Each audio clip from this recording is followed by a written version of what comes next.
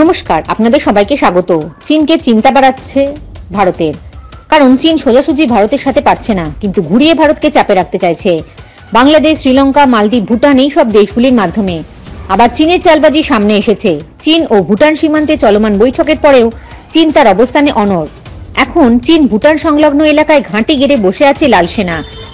Hong Kong media house সূত্রে খবর, চীন ও ভুটানকে আলাদা করে পাহাড়ি এলাকায় 3টি গ্রাম তৈরি করেছে ড্রাগন সেনা। চিন্তার বিষয় এই যে চীন তার দখল দিন দিন বাড়িয়েই চলেছে। সাম্প্রতিক একটি প্রতিবেদনে বলা হয়েছে, হিমালয়ের একটি প্রত্যন্ত গ্রামে চীন তাদের দখল বাড়িয়েছে।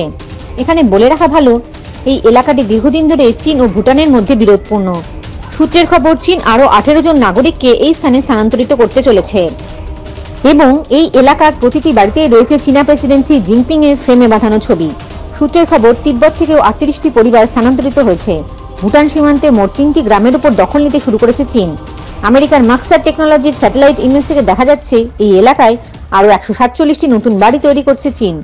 এখানে বলে রাখা ভালো, চীন ও ভুটানের মধ্যে কোনো কূটনৈতিক সম্পর্ক নেই, তবে কর্মকর্তারা সবসময় সফরের মাধ্যমে যোগাযোগ বজায় রাখেন। তবে ভুটানের এই সীমান্তে ভারতের জন্য খুব গুরুত্বপূর্ণ। চীন তার অন্যান্য 12টি প্রতিবেশীর সাথে সীমান্ত চুক্তি স্বাক্ষর করলেও ভারত ভুটানের সাথে কোনো চুক্তি স্বাক্ষর করেনি। আগামী সময় এই অঞ্চলে ভারতীয় সেনার সাথে চীনের সেনার সংঘর্ষ হতে পারে। আপনাদের কি মনে হয়? কমেন্ট করে জানাবেন। জয় হিন্দ, জয় জওয়ান, জয় কিষান।